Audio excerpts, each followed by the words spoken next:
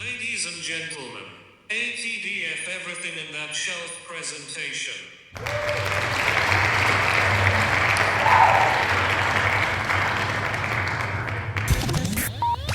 You're now rocking with TDF Everything. Spoiled Rotten.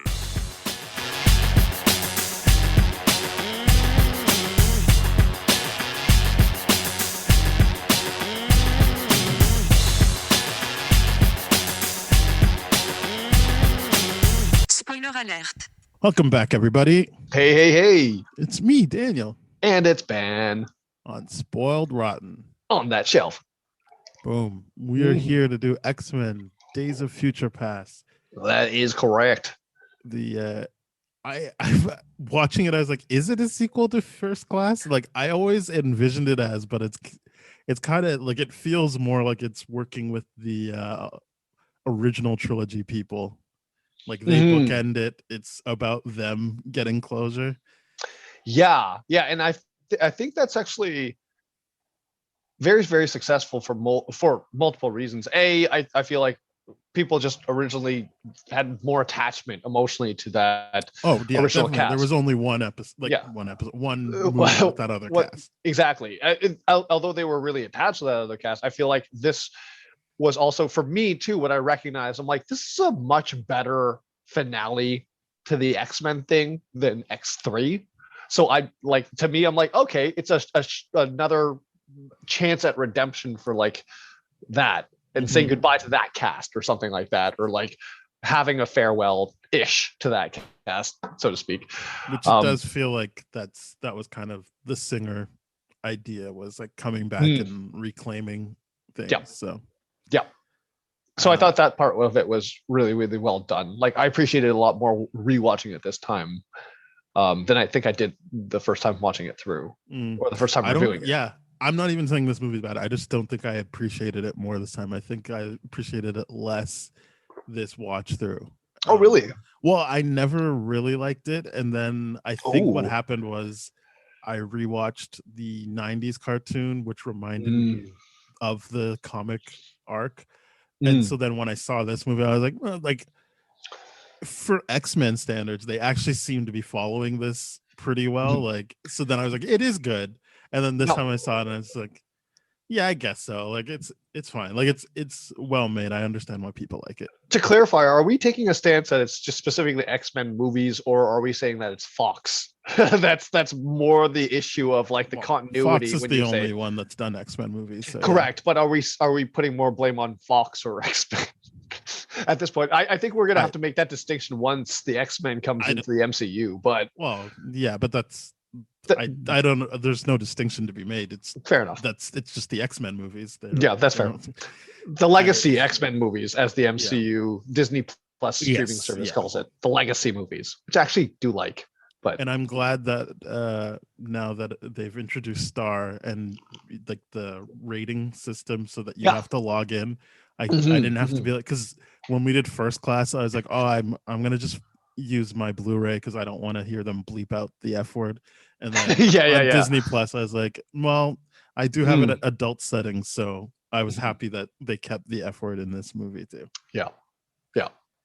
No blood yet, but we got some F-bombs. We will get to that, because I feel like it was another instance of Bryan Singer being like, no, I'm going to do it my way, because we'll get to it. But anyway, so this movie, it is weird because, if you read the comics, it's not Wolverine who goes back in time, but like, it's one thing I think the movie does it, and I know people are like, oh, what a cheat, but I'm like, it just makes sense to me that you'd be like, well, send it so that it's the person that doesn't really age.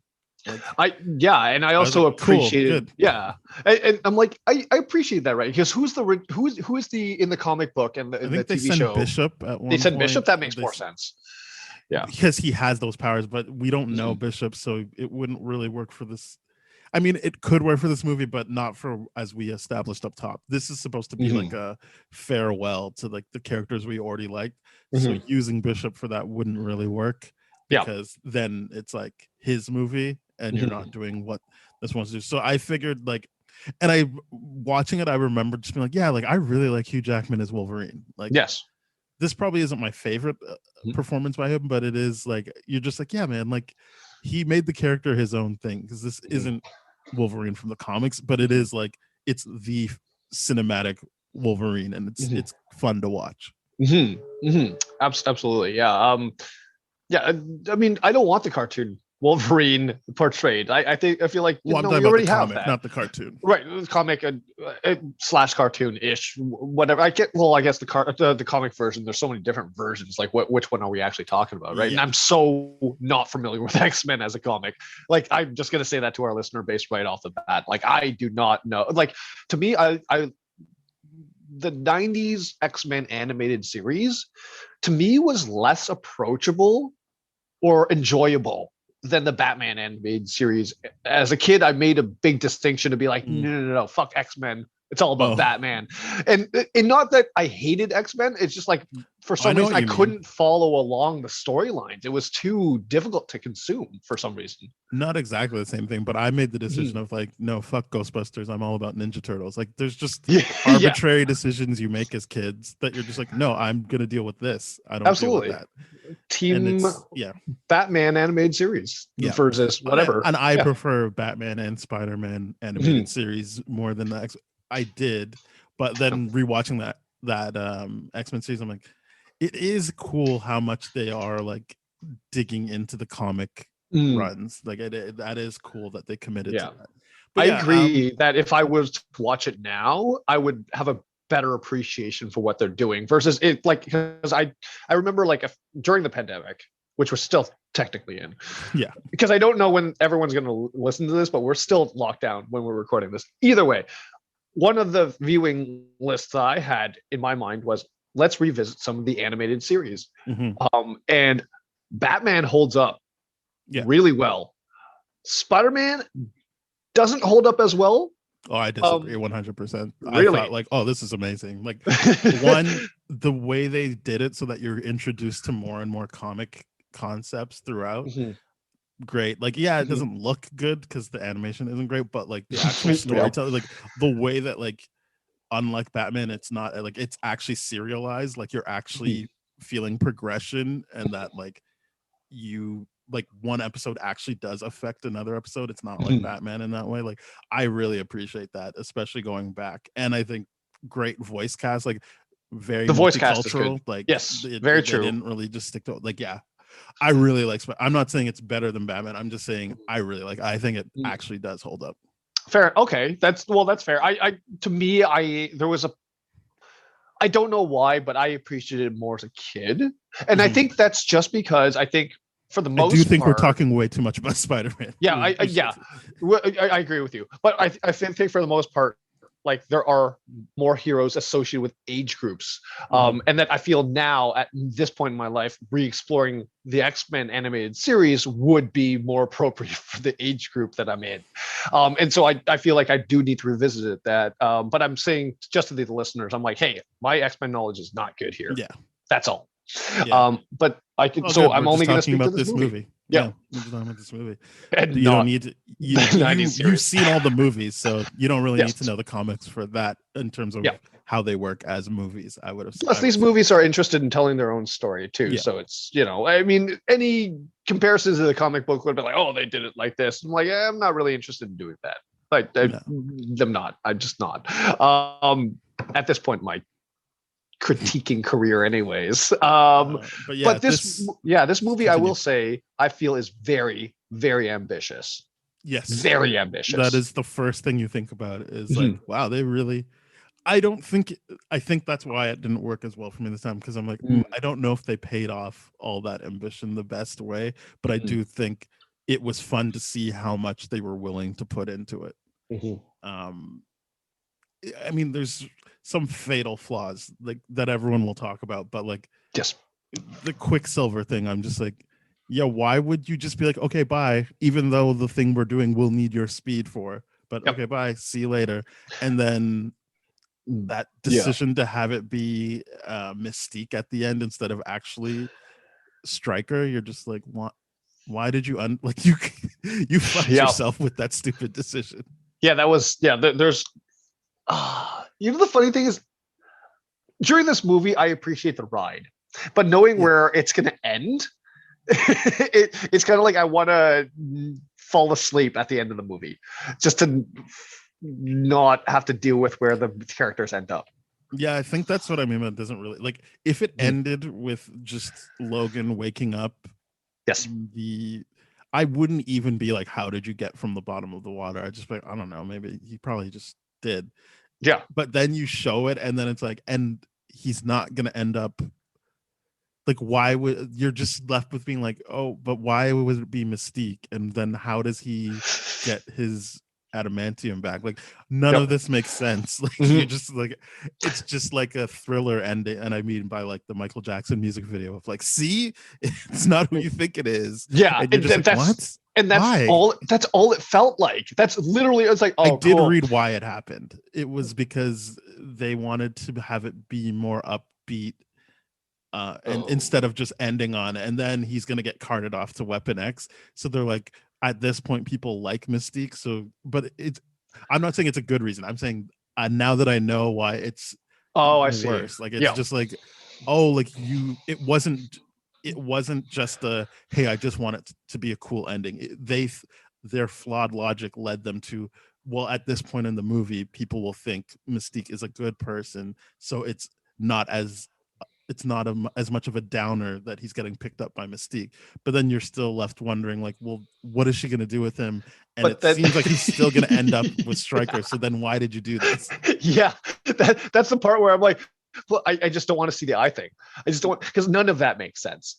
Very little part, like, because we're like, okay, the movie does a very good job of being like, okay, how did we get Wolverine to William Stryker and the adamantium claws? I think it does a very successful, creative way of telling that story and being like, oh, okay, that's awesome. I thought they did a very creative way of being like, no, you don't actually travel back in time. Your consciousness does. I think there's so many small detail things that they do in this movie that are so incredibly successful. Like the fact that Mystique's DNA is what creates the future Sentinel, and the future Sentinels are freaking crazy. They look so cool. Yeah.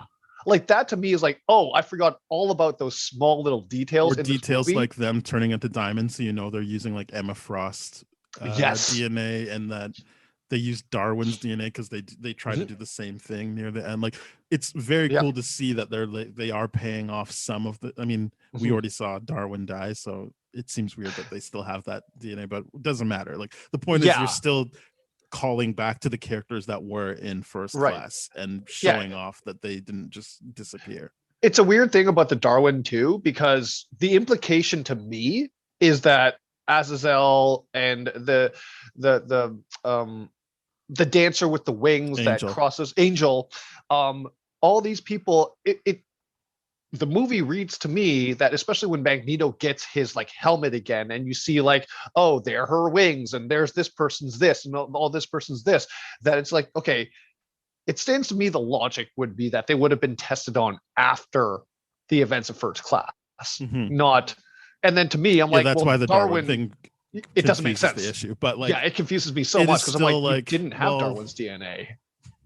I mean, he was killed at a government facility, so I do believe that they would have access. It's just, you know what, fair. It's just more like, oh, like they're not sticking to a rule that's easy to track. It's just kind of like, well, I guess if you meet them more than halfway, they could have his DNA.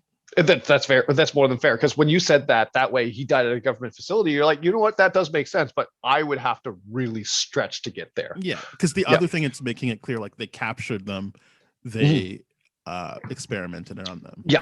And I really appreciate that, like when Mystique was going through the she sees Angel thing and she sees like and like, oh, okay, that's why these characters aren't here. Like that's, and I'm assuming Shriek would have, or Banshee, not Shriek, Banshee would have been referenced at some point. I don't even remember.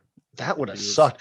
But actually, I think, what did Xavier say? Like he's like, oh yeah, the Vietnam War, a lot of them got drafted off to the Vietnam War, or like a lot of the students did. So my thing was like, okay, Banshee, I guess, is in the Vietnam War. And you see, I'm assuming not the first shipment of mutants being taken away by Stryker. Like you see, Mystique save what could be like the third or fourth, or maybe one of the last shipments of mutants being carted off to be experimented on. So yes, again, like at least that's something you're like, well, that makes sense based on this movie's logic. Like either they killed them because they were bad guys and then they take the bodies, or if they were people who were like, well, I'm going to fight for my country, it was like, well, they'll be part of a special unit that then gets experimented on later. And I like how Mystique's character is like, yeah, that's a natural place where this character would continue to go after what Eric and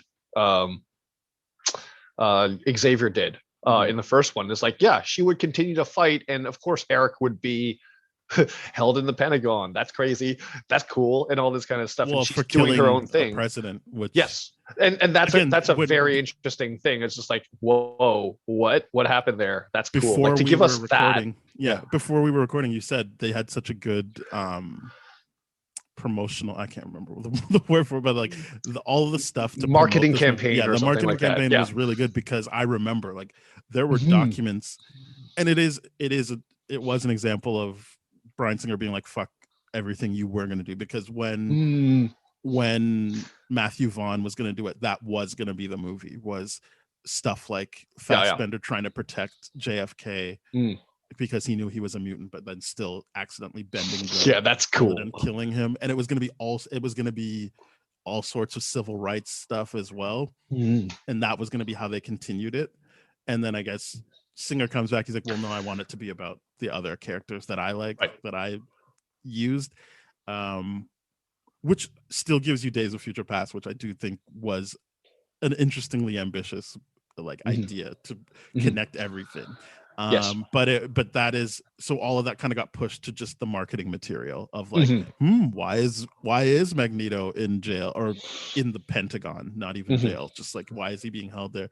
So that stuff you had to read beforehand. And like there is a bunch of stuff like that I remember reading and being like, holy shit, I can't wait for them to address it in the movie. And then it was just like, oh no, I guess we're not. And I'm not saying the movie needed to add that. It's just, it's interesting to know that was going to be the movie at one point. And then they just were like, no, it's just marketing material now. Yeah, it is a shame. Unsure what we would have seen out of that movie.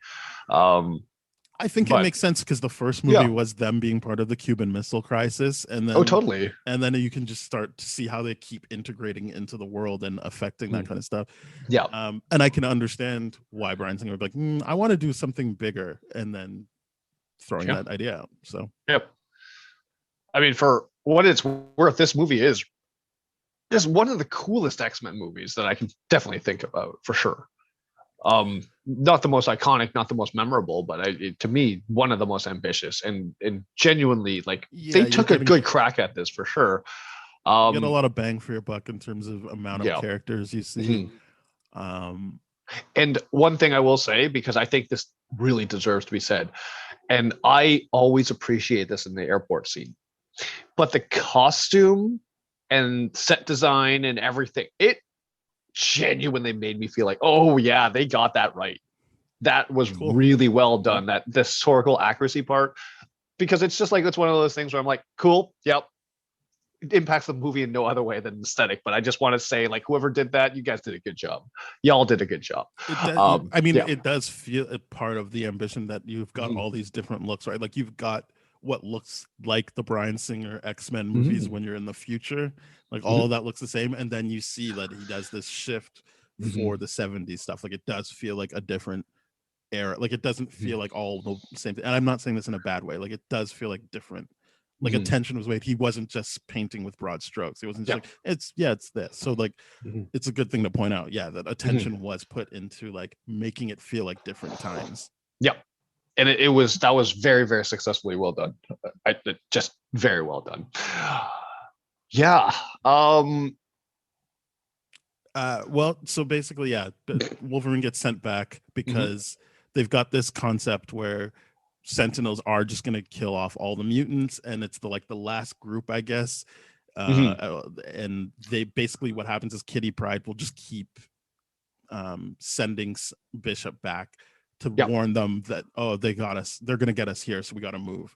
And she just keeps doing that until they're like, I guess Charles and Eric come, and they're just like, we know how this started, so now we can just stop that event from happening. So, and I know people always think about this or say this, but in this movie, I thought it was done well in terms of like, no, it makes sense to just go to that time and stop it from happening. I know people are just like, why don't you just go back and even further or something? I'm like, well, because the idea isn't to kill Mystique. Like the idea is to stop her from doing this thing. Yeah. And I think the movie makes that very, very clear too, is the idea of like, even like Eric Magneto's young Magneto's self is just like, well, okay, I got a quick and simple solution. Like, get out of the way. Like, she's going to do this. She's going to set our future in play. If everything you're saying is real, we have to sacrifice one for the good of many, right? That's what he's thinking. And I'm like, okay, yeah, that makes sense. I would say I did bump up against that logic, but we can come back to it. Yeah. Okay. So to me, that made sense for Eric, not for anyone. Obviously, I'm on team like, hey, maybe we just try to talk her out of this.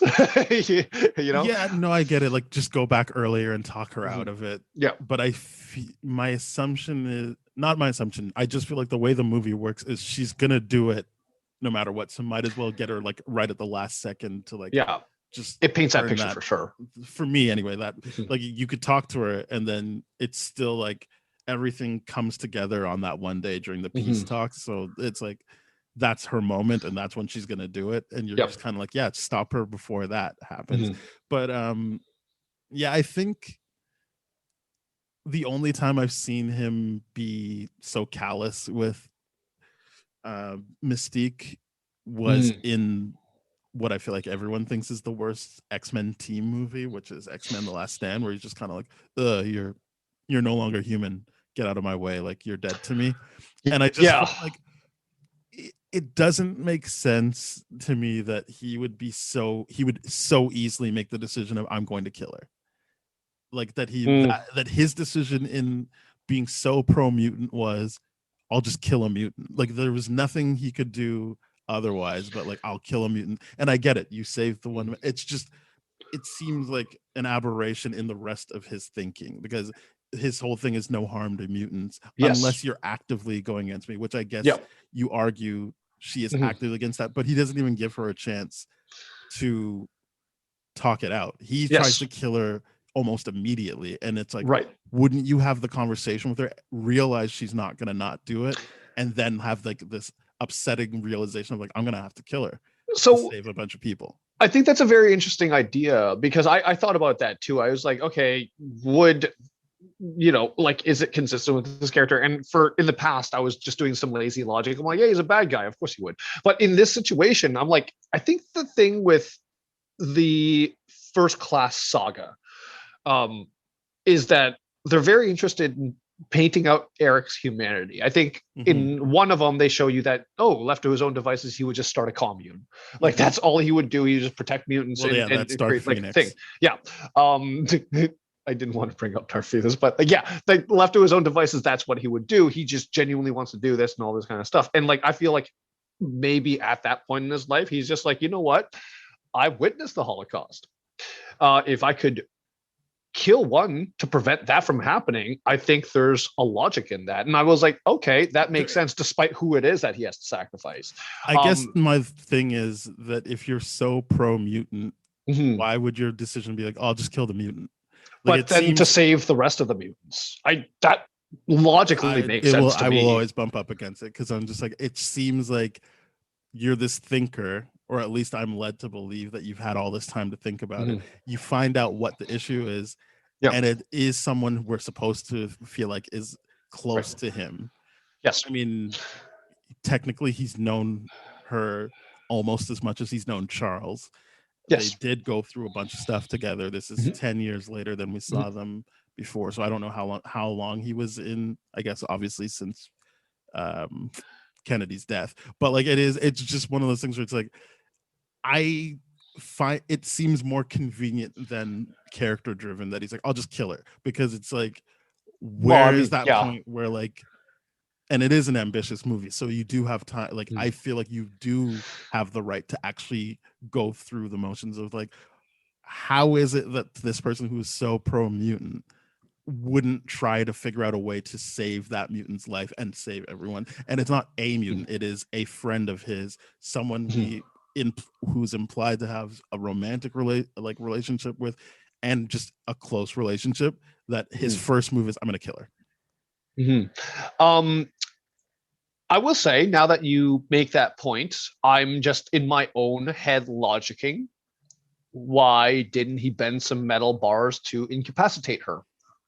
She couldn't slip out of that or make a box or something like that. You're right. You're absolutely right. If his first thought was to kill, you're right. I feel like now I'm going to attribute that up to probably lazy writing more so than anything else. Yeah, like it just like they're like, well, everyone will understand. Because he uses the logic of one to save many. But it's like, that works if it was like we find out Bishop is gonna kill, and he's like, yeah, fuck that guy. Like, I don't know who he is. Like, we should kill him. But it's not that. Like, look at how he again, Dark Phoenix. Like, look at how he reacts when,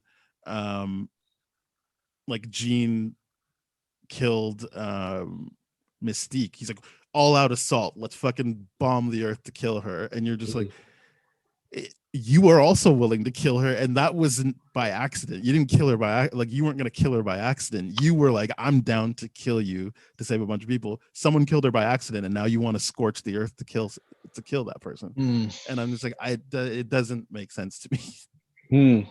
That's fair. To me, it made more sense before we had this conversation. Now it makes it still does logically make sense. Yeah, I get the logic. It doesn't make sense for that character to come to that so easily.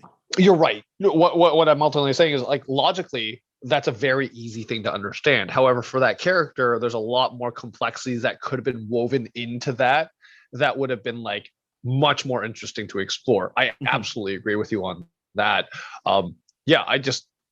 You're right. Like, to think to Mystique being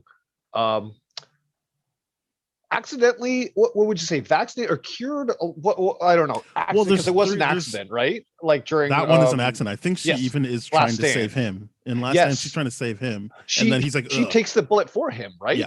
Like, yeah. So, and then he's like disgusting and just writes her off entirely and all that kind of stuff. So to me, I'm like, okay, well, was Eric's I'm saying that happened in a movie where everyone agrees they didn't do a good job. Yes. So that feels late. Like, it's such a weird character beat for him. You're right. I mean, that's just Fox X-Men franchise. Because you're right, though, because it's not a decision where it's like, oh, okay, this is a younger version of Charles that was lost at a point. And I think they took a lot of care to write that character and write the conflict in it, right? I think it was really, really well done that they were like, okay, that's a very convincing thing that Charles would be kind of like that for these reasons, and he would be lost. And I like the explanation of like, okay, you don't understand. My power isn't in the brain. It's actually in my heart, my ability to care and empathize and all this kind of stuff. And that ability has been broken. I'm like, is so good to really, really flesh out, because it's the idea of like, he did genuinely, I get the sense that he genuinely tried to continue on with what he was trying to achieve after the fact. And then literally everyone just got recruited to the Vietnam War. And he was just like, they're all dead now, and there's nothing I can do about it. I'm this I have academic exemption from being drafted or whatever. Maybe Beast does too, and that's why the both of them are alive. I would imagine at that point, well, again, I don't know how soon after they came up with the thing where he can walk, but last time the government saw him, he was in a wheelchair, so I can see them being like, well, there's no point. But yeah, I think that I bump up against the whole that he was but it's still, this is the whole thing is Wolverine is sent back to get them to not get Mystique to not kill Bolivar Trask. And I guess they succeed, but Magneto has a different agenda, which is like, why would we just want to survive? Why wouldn't we just be like, fuck you, we're in charge now? So one thing I've always liked about Magneto in these movies is like, he'll do something, you're like, what is he up to? Like in X2, it's when he fills the guard with like iron, and you're just kind of like, what? what is going on? And then you're like, oh, because then he can extract it from him and then get out. Mm-hmm. And it's like, cool. And then in this one, he's on the train and I'm like, what? And then it's like, oh, he's using I thought he was just making it so that people can't follow them. And it's like, no, he's taking the rails so that he can put metal into the sentinels and he can control them now. I'm like, pretty cool. Like, I'm glad this all came together. Yeah. For some reason, I thought what was actually going to happen was that he was going to take that the rails and manipulate the rails in front of the car so that like the train would go wherever he wanted it to go, and we would have a visual of like a train flying through the sky because he keeps moving the things. And then where they go with it, even like I completely forgot about the fact that he takes the railings and just interjects into the sentinels. I'm like, holy crap, I forgot all about that, and that was so cool. Or even, I mean, I did read it wasn't historically accurate, but when he takes the baseball stadium and like uses it to isolate the fight, and and more importantly, he can isolate the fight and also set sentinels up to pick off anyone who's coming towards it. I was like, man, this is really coming together. This is some good stuff, and he's doing it by himself. Like, there's no that's what I'm saying. He's this tactician that's obviously thinking, and yes, he's an angry person, but it's like. His anger is like he fuels his intellect with it. Like, it's like, this is what he came up with to make a stand. So then it's like, why can't he think about what he's doing with Mystique the same way? Yeah. Do you feel like the one thing about the Magneto character in this that is consistent is that he cares more for the cause than the actual people sometimes? And that's why he's willing to do these kind of things, but then at the same time there's inconsistencies. Or even in that bad moment in Last Stand, it is like, well, you're not a mutant anymore, so I don't care about you. Right. Yeah, absolutely. I mean, I still think it's a shitty moment and it doesn't really make sense, but like for his character, but like to not even mourn that or even acknowledge you took that bullet for me. But at least in that moment, the very straightforward logic is she's not a mutant, so fuck her. This is like, this just seems inconsistent in a different way. So I do feel like the consistent thing is he only cares about mutants. Yeah, that's fair. But yeah, I think it's a nice arc for Xavier and Wolverine, which is that this time it's Wolverine that needs to get Charles to open up. The only thing, and it's a minor thing, is that he's like, I'm gonna tell you what you told me, which is fuck off. And I'm like, but he didn't say fuck off. He said go fuck yourselves. Yeah, and it just seems like another time where Bryan Singer's like, no, I'm gonna do my thing. It's like he is referencing the other person's movie, but he's still making it different. He doesn't even want to get that part right. I you know what, I didn't even notice that you until you brought it up. The first time I saw it, I was like, that's not what he said. And then this time I was like, even Ryan, like, yeah, what? That's not what he said. Even if he just said go fuck yourself, which is because obviously there's not two of Wolverine. I'm just like, why did you? It's a chain, and it's because of the buildup too. It's like, I remember you, I came to you for help, and it's like painting the picture again so that you're in the moment. It's like, and I'm gonna tell you exactly what you told me, word for word. And it's, I know he didn't say that, but it's just like, oh, like you could just be like, I'm gonna give you the same energy, I'm gonna just fuck off or whatever. But anyway, it's I just thought it was like another interesting example of like Bryan Singer being like, I acknowledge those other movies, but I also want to change them. Yeah, I never read it that way, just partially because I'm not a big gonna buy into a lot of the X-Men director drama. At that point was just like too much, so that was something I wasn't aware of. But that's pretty interesting, the fact that it's like, no, screw you, I'm doing my own thing. Anyway, so that's kind of the core team is Wolverine, Eric, and Charles, and I guess Beast, who I always kind of forget. I'm just like, yeah, I guess he is there. he's hanging in there, and they use Quicksilver for one scene. Yeah, and you know what? I get that it's a budgetary thing. I get that it's budgetary, and I get that it like if you kept using him throughout the whole movie, it may have been too easy. I But I get feel all like those you could even things. send him away and then be like, oh shit, like we know she's still gonna go through with it. Let's call Quicksilver back in. Mhm. Like I just feel like it's a weird thing to be like, well, our hands are tied. I guess nothing. It's like, but you know of someone who could help you. Yep. It don't get me wrong, it's very, very strange. But I mean, like, And they're team movies. It's not even like it's like oh my god, Wolverine needs help again. yeah. Can he do anything? It's like, no, it's called the X-Men. Like the whole point is they work together. It's also funny how you never actually see a future version of Quicksilver and Apparently you do, but Wolverine then interact. No, you don't see them movies? interact, but apparently No. he is in the first scene, the future Quicksilver. You just see the back of him. He's wearing the same hat and he has the same hair. Oh, really? Yeah. I mean, he doesn't have any lines in the future, but you do see a future of them. And I know what you mean is in no other movie will you ever see them interact. Yes. And in no other movie has it ever been implied that he would know of him. Because the dialogue that Logan chooses in that scene where he's like, so who are you guys? And he's like, he's doing his ADD thing, which I think is brilliantly done. I think like the idea of like Logan being like, you and I are going to be friends, like this kind of thing, like the same way he does with Beast and all that kind of stuff. Is like, I would have been tired of it if he kept saying that to people. It's like he already did it with Beast.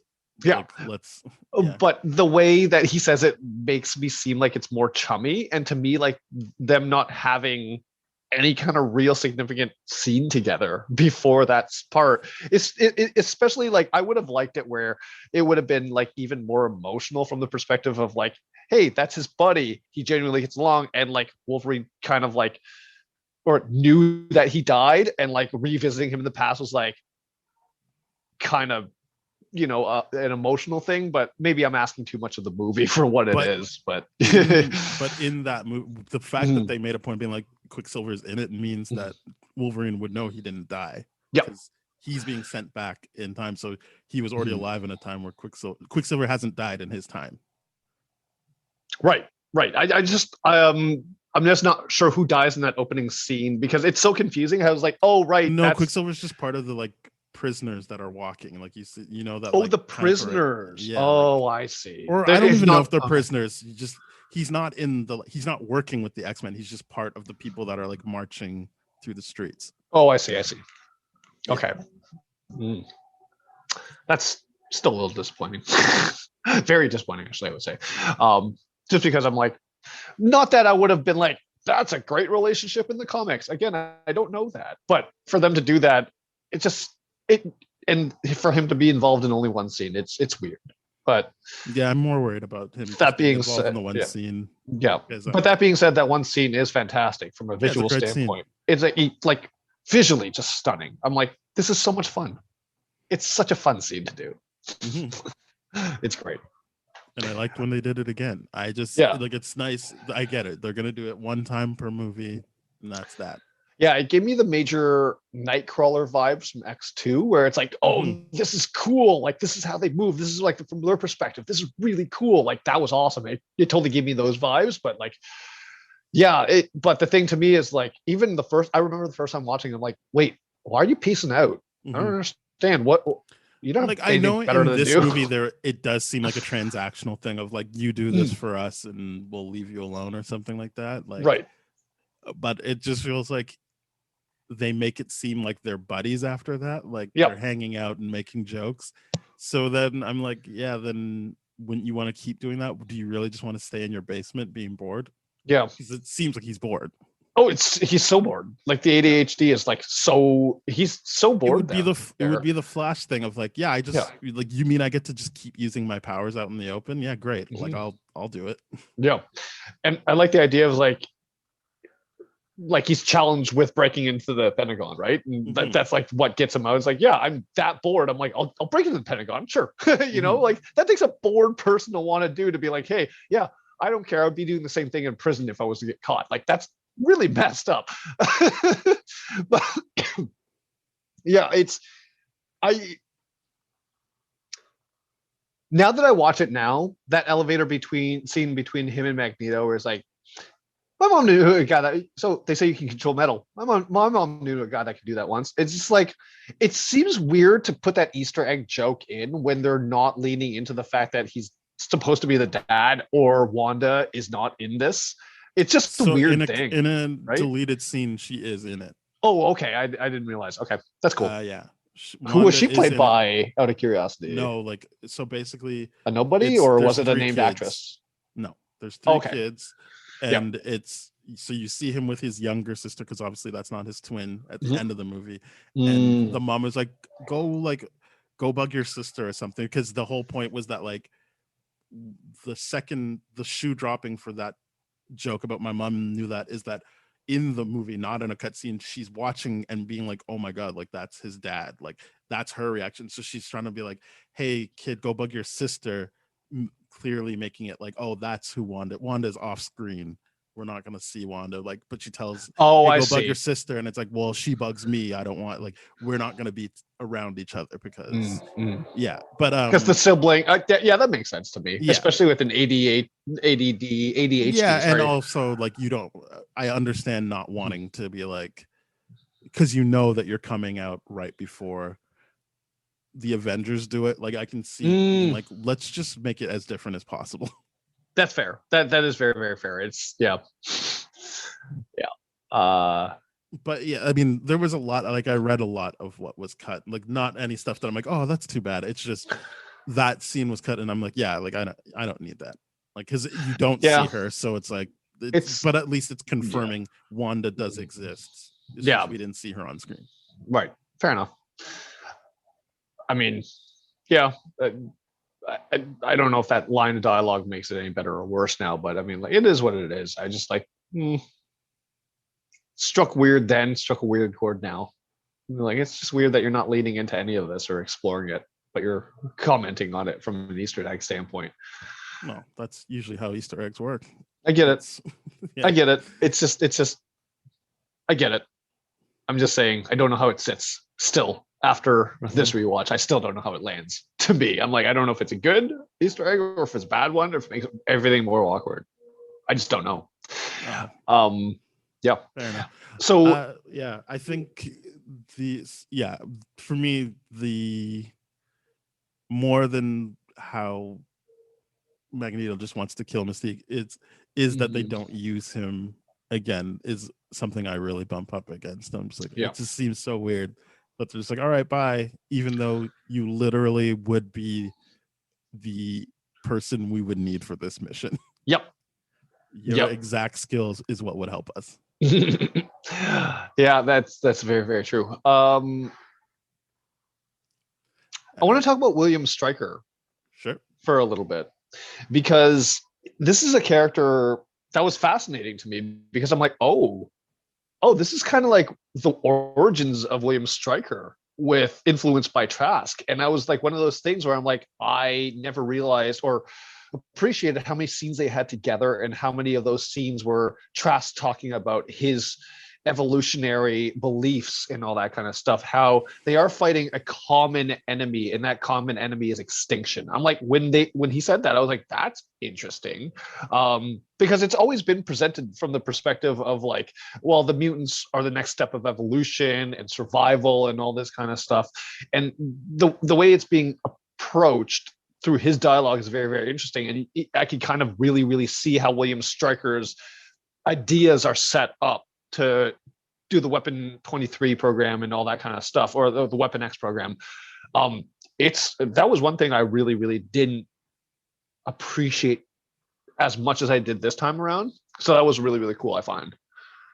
I guess. I think the only thing that's weird about that is his, like, Bolivar came to the right conclusion of, I mean, I'm not agreeing with what he's doing. I'm saying if you're on that side of thinking that, yeah, you would want to create something that can kill the mutants, whereas Stryker's ultimately like, I'm just going to work with them and like just do that to like steal things. Like, it didn't really feel like that tracked, like that his doesn't really feel like he learned like we should not empower these, because his whole thing is, I'm going to keep building up these mutants so that they can keep doing things.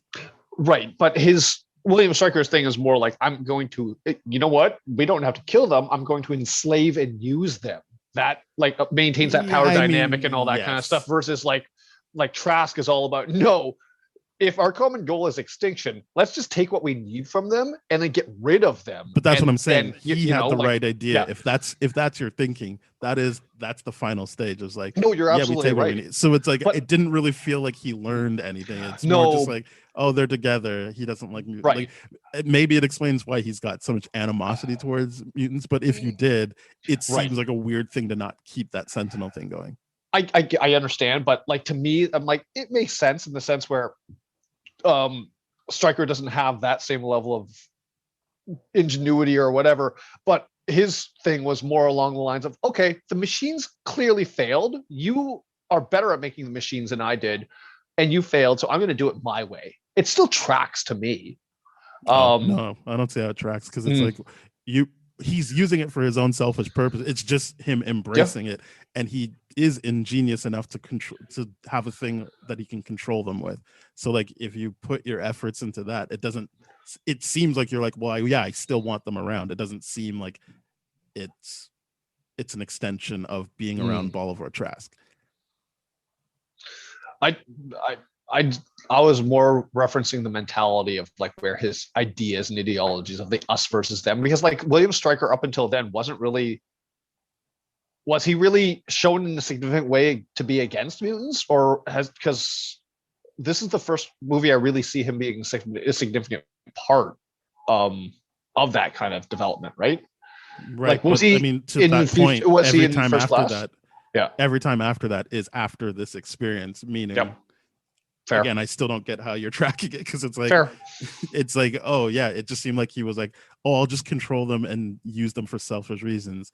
And yes, it means that he's not acknowledging that he has taken their agency away from them in some cases, not even all of them. But it is still like, it just doesn't feel like anything was learned from Bolivar Trask. It's just kind of like, yeah, he was around him, and that's all he knows about mutants. Fair enough. I kind of read that a little bit differently. I kind of read like the idea of like Trask putting the idea in his mind that this is a problem, that this is something that needs to be taken care of, and that we need to do unethical things in order to do it. And Stryker just does his own version of it, but plants the idea, because I just genuinely can't remember First Class and whether or not William Stryker was a big part of that. He's not in it. He's not in it. Yeah. So maybe his dad is or something. I don't remember. But the point is, right, what you're saying only makes sense if his end goal was to destroy these mutants, but it isn't. He's building them up and then using them for not even reasons that help humans. It's just like, hey, we're going to go steal from an African warlord. Hey, we're going to go do this and I will be rich.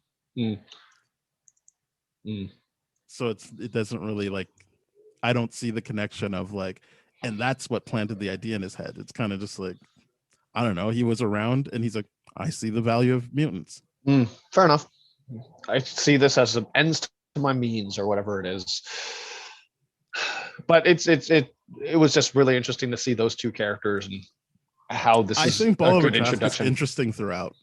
He's very interesting. Stryker seems like a non-entity to me, especially since the movie ends and it's just like, no, it was Mystique. It's Mystique. And it was Mystique all along.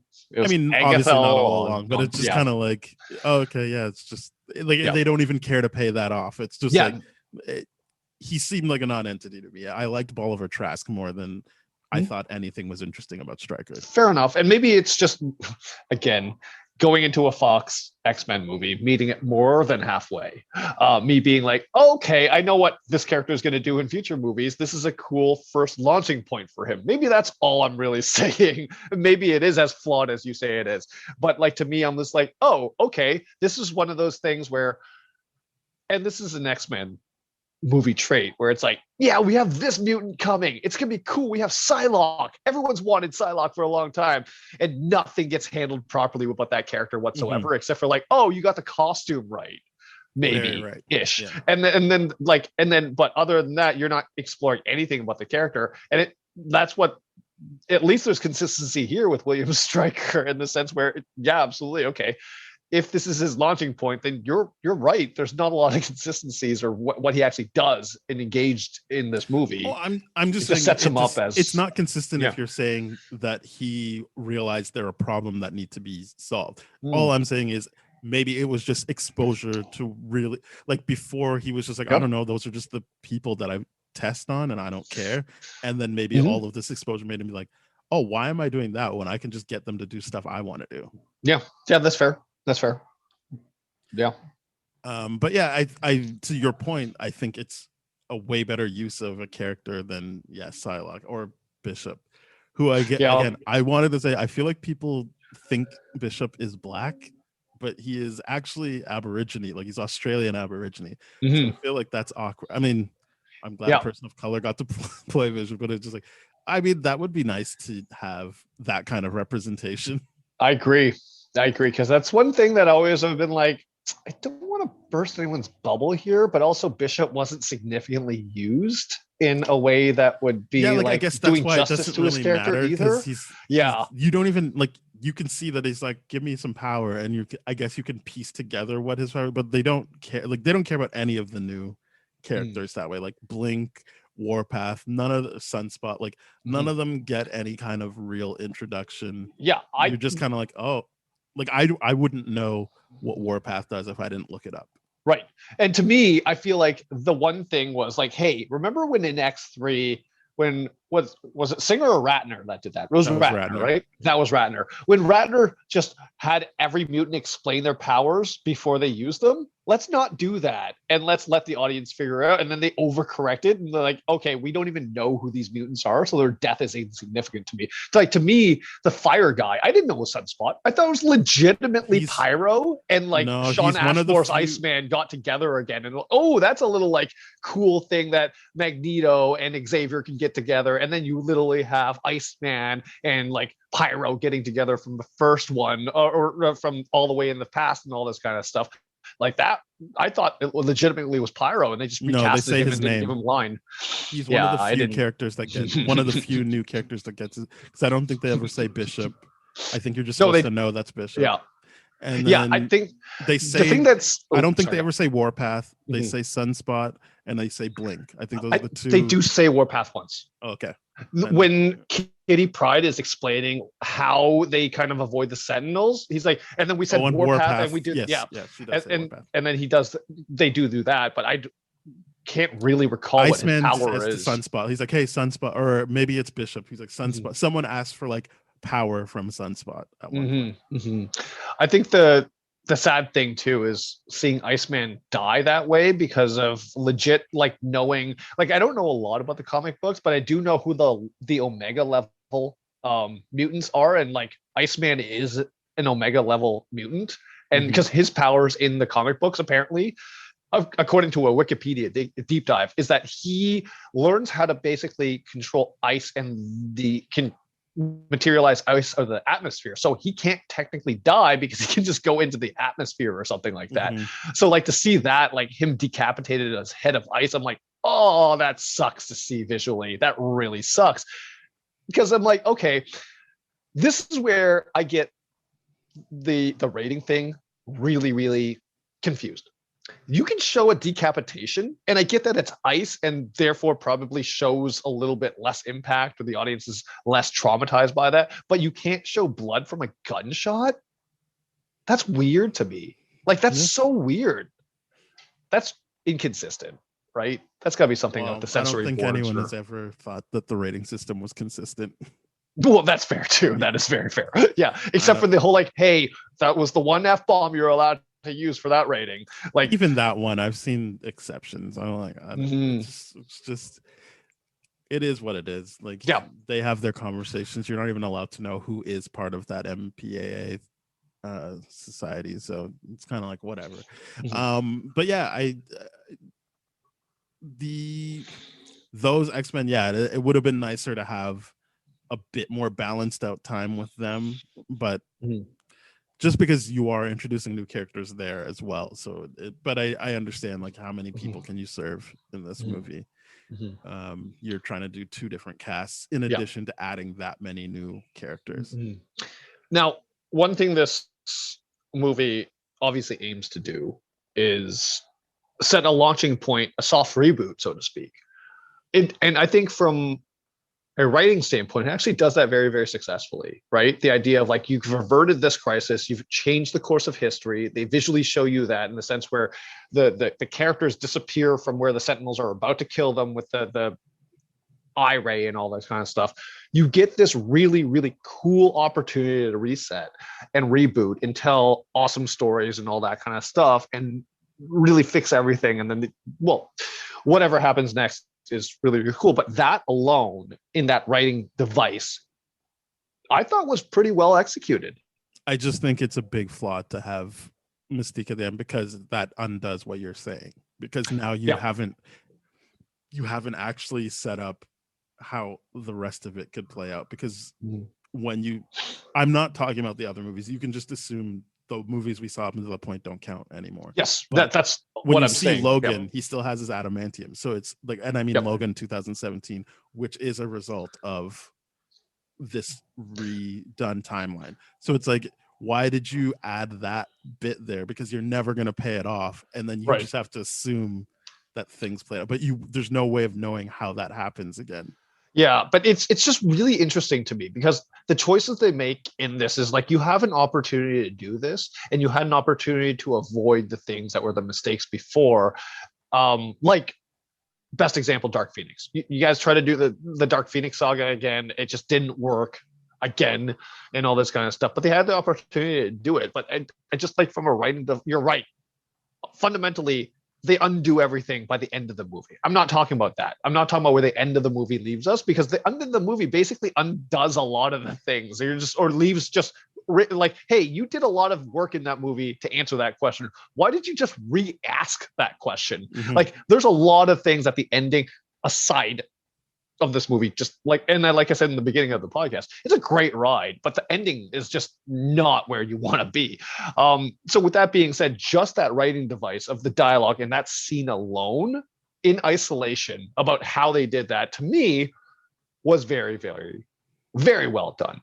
The execution has left something to be desired, but I really want to say, like, just to the point where the first time I saw that, I'm like, oh, we're going to get Dark Phoenix saga done properly, or we're going to do this, or we're going to start to see Gambit involved. We're going to get the 90s cast. And I was so excited that they were going to lead this franchise into somewhere where I wanted them to go.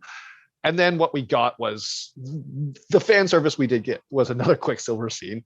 And I guess more comic faithful costumes. But I think for me, and it worked this time as well. But what I was happy about was like the sense of finality. Like I wasn't really like, oh, they're gearing up to do more. I was just kind of like, oh, that's cool. Like we're back to having like the X-Men fully formed. And like it did work for me, like having not so much Jean Grey because she'd been out, like she was even in the Wolverine and stuff like that. So like there wasn't that much time away from her because she's a specter in his dreams all the time. But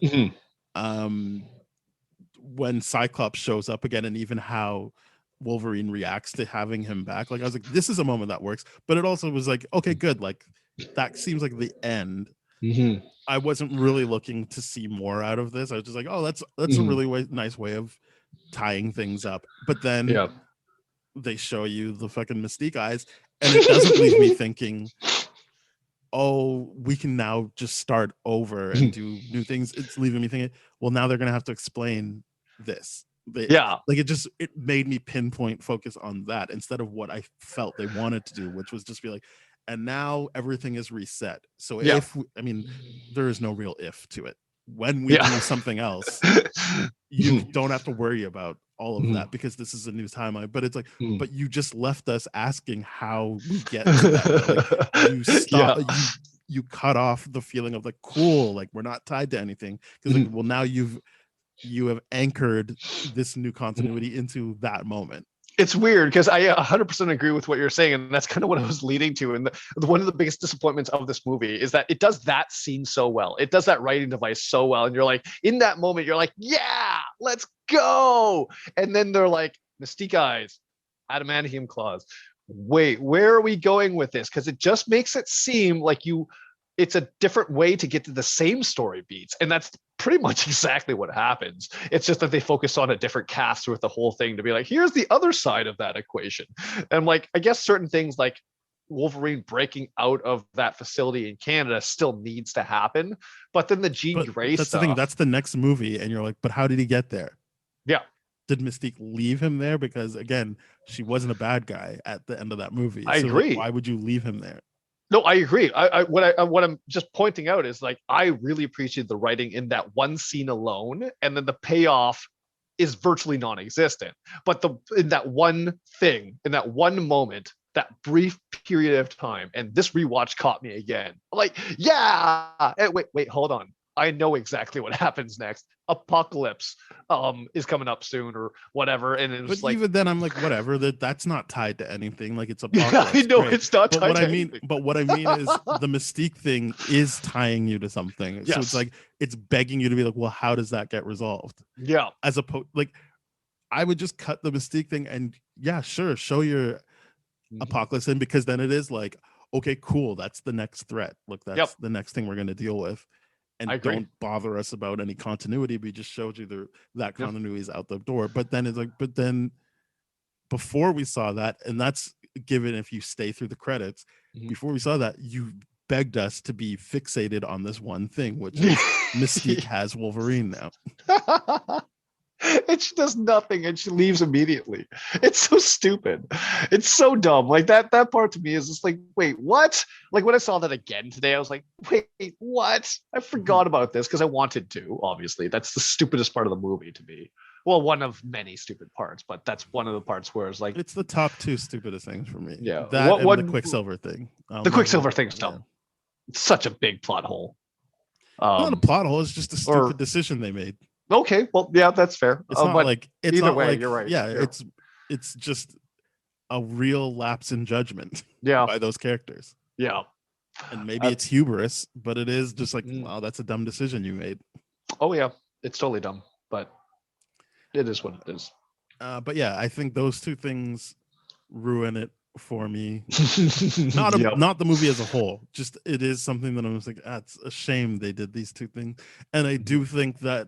I'm being nitpicky, but I still like at number 3 is Magneto's relationship with Mystique, to the extent that he's like, yeah, I'm just gonna kill her, without showing us any type of inward reflection or yeah. You know what, in all fairness, you've done a very good job of convincing me that that's a problem and just lazy writing. I'm like, I've always been like, yeah, I understand that logic. Wouldn't you consider the same thing if you knew that this war was coming and if there's legitimacy to it and all this kind of stuff, and you had this one decision to do it now to change the course of history? Wouldn't you do it? I've always hid behind that logic, but you're right, the flaws behind that character making that decision at that point in time is just too lazy. Yeah, like at least show me that he tried to like be like, hey, don't do it. Yeah, because what I would have appreciated is if he fired the gun and just held the bullet near her head, you know what I mean, and been like, shit, I can't do this, there's an internal struggle, and then like, you know, I would have liked something as opposed to him just holding the gun. And I'm just like, oh my god. Like, you don't need to hold the gun. That's the point of you, Magneto. What? You're just showing the visuals. Just okay, we get it. But you could literally do that with anything. You can make a piece of shrapnel your bullet. Although I did like that he shot her in the leg and used that to drag her back. That's another one of like, yeah, Magneto is a thinker. Yes. Yeah. He's definitely a thinker. For sure. He's a very smart guy. I appreciated that moment. Like, because in that moment you think, oh, it's just because he can't see where she is. But it does feel very intentional that he's like, no, I'm going to get her and then drag her towards me. I don't want her to run away. Yeah. Great ride of a movie. Terrible destination. I don't know if it's a terrible destination. I think they got off at the wrong exit, maybe. That's fair. They could have, well, had they, you know what though, like, I think honestly, if this movie was to get rid of the eye thing, the Mystique eye thing at the very, very end, it would significantly make it better to me. Mm-hmm. Significant, just that one thing. I get that there's many other flaws I can nitpick at, but that one thing is fundamentally the dumbest thing ever because William Stryker still has him. Like that's the problem with it. It's just like, and okay, we well, already then, know that what? Mystique wouldn't trust William Stryker. She actively stole mutants from him because she knows what he's gonna do to them. And then she sees him again in France and is like, yeah, fuck that guy. So it's like at no point do I believe she's like, well, I'll just leave him here with Stryker. Like because she knows she is like she's changed herself to look like Stryker, so she knows she's working with people who work with Stryker. It's just this weird thing of like, this has just raised too many questions and then we never address it. And then also, like, what's the end game of that decision? Like, if you're leading us to believe that Mystique is in charge, like, are you saying that Mystique is going to save him? Because we know that doesn't happen. Like, there's no point in that, doing that whatsoever, other than, what's going to happen? And I'm just like, but we know what's going to happen. And then the next movie proves it when they see him at Stryker's facility. So it's like, or the Weapon X Stryker facility. doing so it's just the Weapon X thing. Yeah. So anyway, let's rate this movie because unless you have anything else to say. No. I think we're good in regards to what we've talked about this movie. Am I going first? I'll go first. I feel like you always go first. I'm going to give this a 7.5. Yeah, that's pretty much where. Well, I was at a 7. I'm good at a 7 with this movie. I know how even at a 7, I know I'm being generous and meeting it halfway. I just, like I said, great ride of a movie, lots of fun. But like all X-Men movies, the continuity errors are going to make you not appreciate the writing as much. I don't know if I think I appreciate anything. Yeah, what I liked was their reasoning for using Wolverine. It's a crowd-pleasing character, but also in that moment, their logic makes sense to me of why they're gonna do that. And then even the idea that they copied, or not copied, but like they worked out the concept of, you go into your younger self's consciousness. You are not going back. So it's not going to be like a Back to the Future thing where he'll have to avoid seeing himself. Wolverine it's like, no, you were just jumping back, and that will ruin your mind. And that's why I liked certain points where it was like, oh, he's losing conscious, like he's separate. It was kind of like the Assassin's Creed thing of like, oh, you're deviating too much, and it's like, oh shit, we got to keep it together.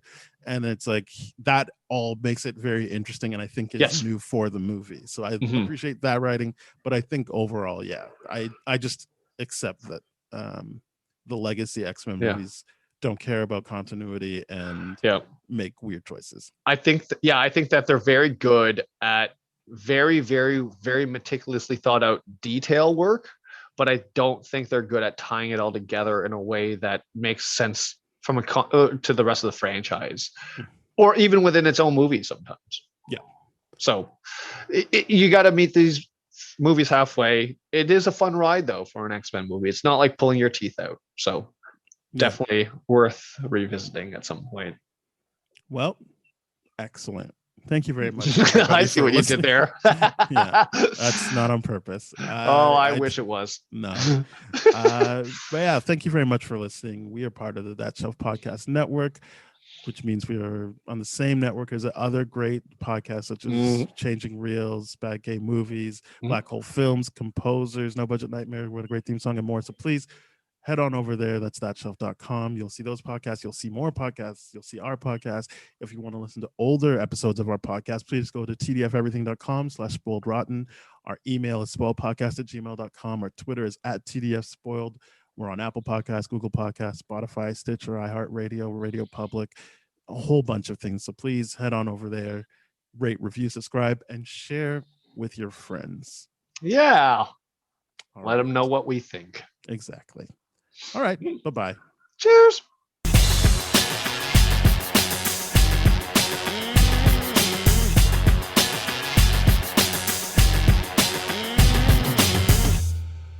This has been a TDF Everything production, brah.